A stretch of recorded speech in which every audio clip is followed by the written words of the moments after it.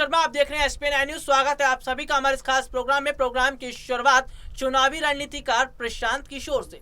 चुनावी रणनीतिकार प्रशांत किशोर को लेकर कई खबरें सामने आ रही हैं और चुनावी रणनीतिकार प्रशांत किशोर इस वक्त ममता बनर्जी के लिए रणनीति बनाते नजर आ रहे हैं, लेकिन फिलहाल कांग्रेस अकेली पड़ गई है। लेकिन अब यहां पर देखा यह जा रहा है कि जिस तरह प्रशांत किशोर ने कुछ समय पहले ये कहा था कि विपक्षी पार्टियां जो गठबंधन बना रही है वो कांग्रेस के बिना अधूरा है और कांग्रेस के बिना जो गठबंधन बनेगा उसका कोई फायदा नहीं है। तो क्या प्रशांत किशोर कांग्रेस और ममता बनर्जी के बीच दोस्ती करवा सकते हैं? क्या प्रशांत किशोर जो ममता बनर्जी के लिए काम कर रहे हैं, यही प्रशांत किशोर कांग्रेस की मदद करते नजर आएंगे? और अगर कांग्रेस और टीएमसी का गठबंधन हो जाएगा, इसका कितना फायदा मिलेगा? इसी मुद्दे पर मेरे साथ बात करने के लिए मौजूद है मेरी सहयोगी अनुजा।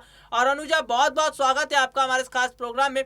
अनुजा, पहले ही सवाल यहाँ पर कि प्रशांत किशोर ममता बनर्जी के लिए काम करते नजर आ रहे हैं, ममता बनर्जी के लिए रणनीति बनाते नजर आ रहे हैं, लेकिन वो कांग्रेस की भी अनदेखी नहीं कर रहे हैं। वो जानते हैं कि कांग्रेस की तरफ से प्रियंका गांधी लगातार बड़े स्तर पर काम कर रही है, पार्टी का एक एक नेता लगातार काम कर रहा है जिसका फायदा उन्हें मिल रहा है। तो क्या आने वाला जो लोकसभा चुनाव है साल 2024 में, उस लोकसभा चुनाव से पहले प्रशांत किशोर ममता बनर्जी और सोनिया गांधी की दोस्ती करवाते नजर आएंगे? और कांग्रेस तो पहले भी याद दिलवा चुकी है सोनिया और ममता की दोस्ती के बारे में।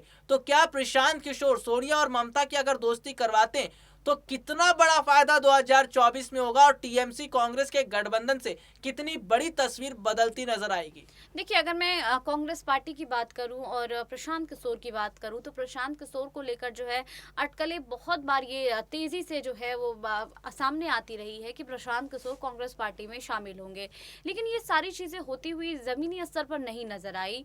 और उसके बाद ये बातें भी सामने आई थी कि अगर कांग्रेस पार्टी में प्रशांत किशोर शामिल हो जाते हैं तो उनके जो वरिष्ठ नेता हैं, जो G23 ग्रुप के नेता हैं, वो अपनी नाराजगी जताएंगे। तो ये सारी चीज़ें अभी तक नहीं होती आई है और प्रशांत किशोर अभी भी ममता बनर्जी के लिए काम करते हुए नजर आ रहे हैं। तो इस चीज़ को देखना होगा कि प्रशांत किशोर जो कि काफ़ी जो है सुलझी हुई राजनीति करते हैं, लेकिन जब खुद की बात आती है और खुद के बयान जारी करने होते हैं तो काफ़ी उलझे हुए नजर आते हैं।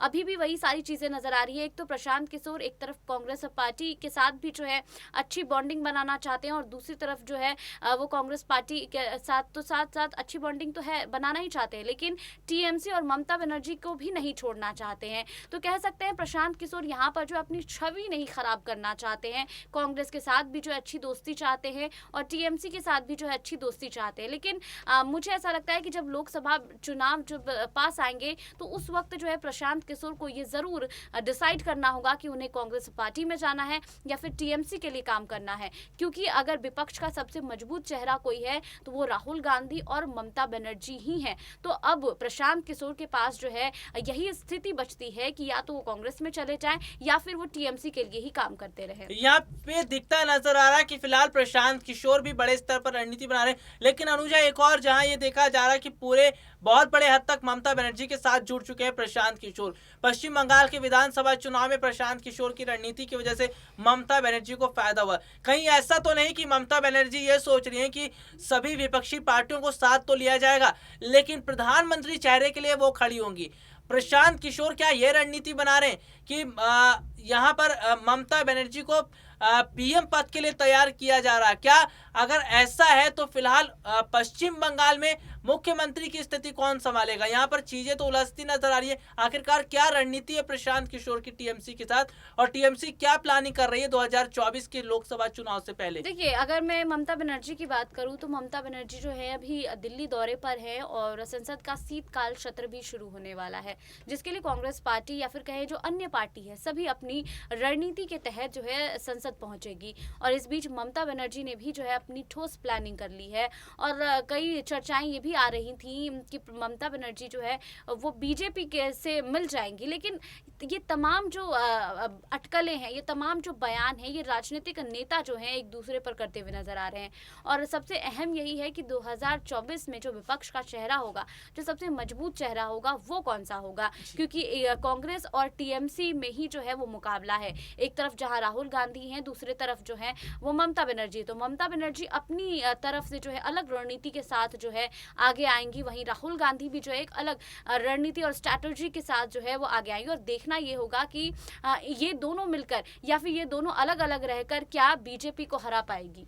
फिलहाल अगर बात करें तो बीजेपी को हराने के लिए रणनीतियां बनाती नजर आ रही है, लेकिन इस बीच बहुत बड़ी बात है कि प्रशांत किशोर का रुख किस तरफ है। अनुजा, भी देखा जा रहा है कि कांग्रेस ये पूरी कोशिश कर रही है कि पंजाब में अगले साल जो विधानसभा चुनाव होने वाले हैं उस चुनाव से पहले प्रशांत किशोर को अपने साथ जोड़ा जाए, और कांग्रेस कोशिश कर रही है कि प्रशांत किशोर को जोड़कर पंजाब का विधानसभा चुनाव जीता जाए। तो क्या प्रशांत किशोर कांग्रेस के साथ जुड़ेंगे, और क्या पंजाब चुनाव के अलावा अन्य राज्यों के चुनाव में भी वो कांग्रेस की मदद करते नजर आएंगे, जैसा कि कांग्रेस सोच रही है? देखिए, अगर मैं प्रशांत किशोर की मैं बात करूं तो अगर वो कांग्रेस पार्टी में शामिल हो जाते हैं तो मैं ज़रूर कह सकती हूं कि वो पूरे राज्य के लिए जो है प्लानिंग करेंगे। लेकिन अभी जो है बहरहाल जो है वो ममता बनर्जी के लिए प्लानिंग करते हुए नजर आ रहे हैं। पंजाब की मैं बात करूं तो पंजाब में वो सलाहकार के पद से इस्तीफा दे चुके हैं।